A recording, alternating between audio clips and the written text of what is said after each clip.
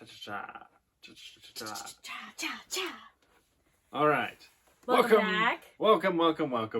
Once again, I am Tim. I'm Elayne. And we are Mr. and Mrs. Movies. We're back once again.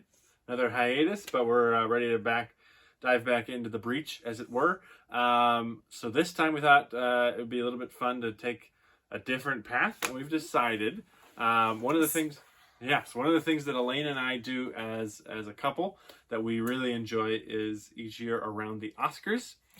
We try to find a way to watch all of the Best Picture nominees, some more if there's other categories that we're interested in, writing, supporting actress that might not be a Best Picture nominee. But we have found that doing so allows us to really enjoy the Oscars a lot more. We fill out a ballot. We mark what we think should win and what we think the Academy will pick. So we get 2 picks every category, but... And if one of those is right, we mark it correct. And then we try to compete against each other and ourselves. I have yet to lose. I've come close. That's true. I've come close. Yes, there's 24 Oscars given away during the ceremony. And this year I did the best I've ever done. And I think I got 21 out of 24 right. So it's a fun competition. And like I said, for us, it makes the Oscars a lot more enjoyable because we've seen a lot of them. We are a little bit more invested in what the outcome is. And it's really fun to know the difference between like sound editing or sound mixing and usually for some of those categories, we've seen a lot of those movies in each. And it's fun to like, oh yeah, well, obviously these were picked for those reasons. And that's really fun to know because we watched them. So do tell, what's the difference between sound editing Oh no. and sound mixing? Sound mixing is when they're mixing the Sound. background with the audio, like with that type of thing, like background noises and stuff like that with the actors speaking, right? Is that the mixing those together kind of a thing? And then sound editing is when they like put in like the scoring and the background music. It's a little bit, yeah. I mean, there's amalgamation. The sound mixing is a lot more of the sound effects side of things, and and finding what sounds go with what, especially with like Jurassic Park. They were making up dinosaur sounds and finding, especially with like a war film, of what's the right balance of explosions and bullet sounds and guns firing and that kind of thing to make it seem real without being overt and not covering up the dialogue or whatever. Yes. So, and they have come miles. Tim was just watching the other day Saving Private Ryan because of D-Day, right? D-Day, yes. D-Day My was grandpa June was 6th. My grandpa stormed Omaha on D-Day. So I try to watch something in commemoration of that, and this year rewatching it Saving Private Ryan reminded me of how old it was because of how mixing, and it had sound effects that weren't as great as some newer war movies, like 1917 that was made last year. So anyway, that's a little diversion. We thought it would be fun to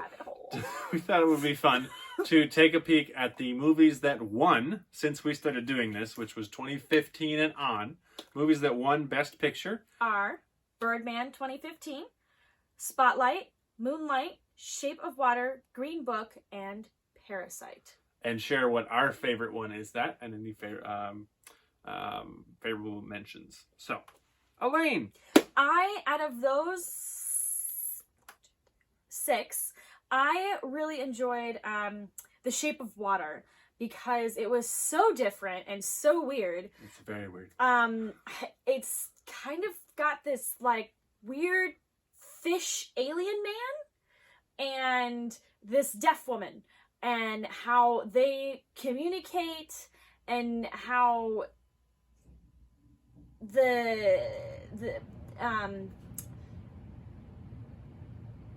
it's interesting how they communicate because she's deaf and he's obviously not, but he doesn't speak English, but they do like sign language, which was like apparently universal for Fishman, and And then also the growth of their relationship. Yes, there we go. And also, it's really cool to notice the coloring in the movie. Everything was very greenish and not very, like, pretty. And as their relationship grows, more colors start to show in the movie, which I thought was really interesting to see in that, and how, like, having it flourish, which was really cool. And there was a pretty interesting dynamic of kind of like the dissection of prejudice and like distrust and hate of the other, which in this case was the creature, or the fishman, as she calls him.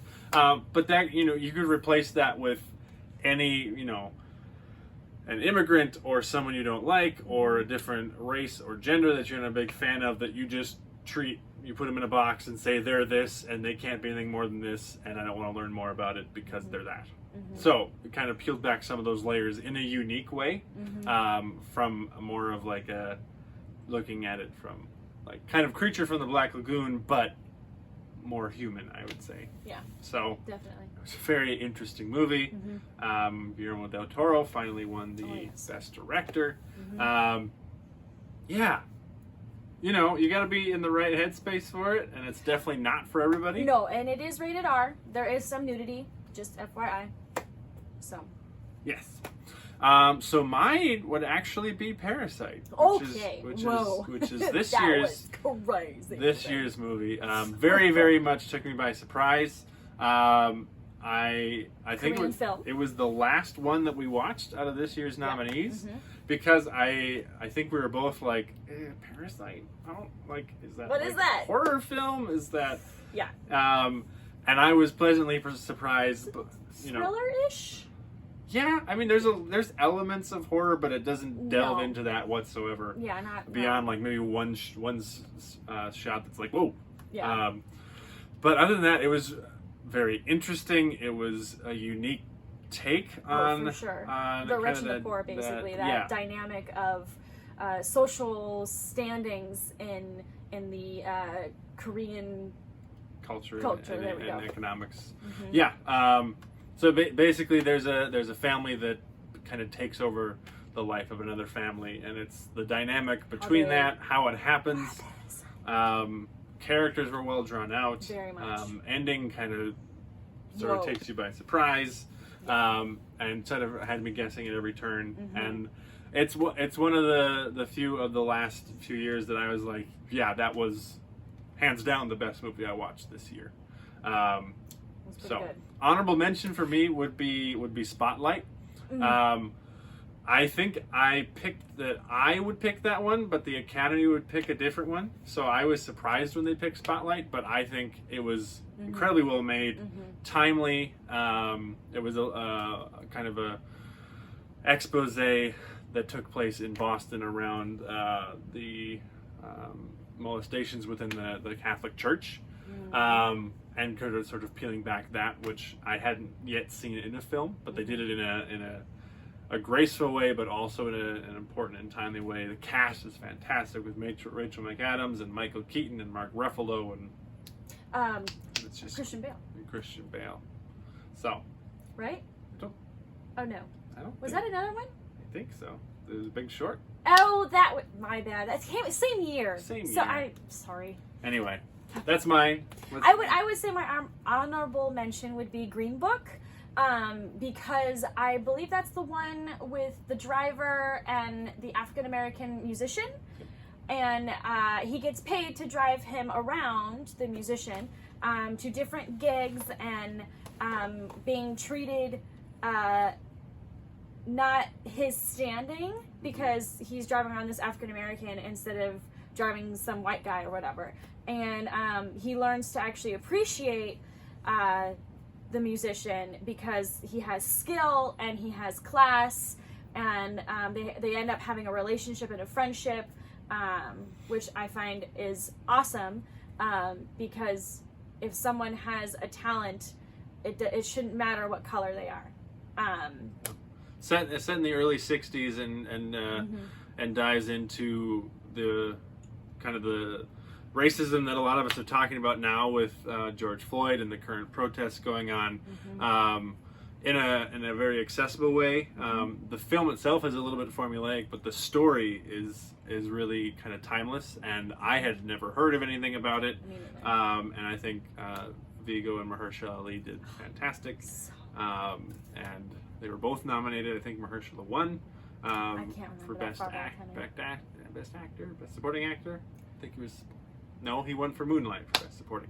One of the two. He was nominated. Anyway. He's had a good stint lately. But recommended. That one's pretty accessible for almost anyone. So once again, your top and your My Shape of Water, The Shape of Water, and then Green Book. And mine was the most recent, Parasite, as well as Spotlight. So that's our take on the last 5 years of Best Pictures.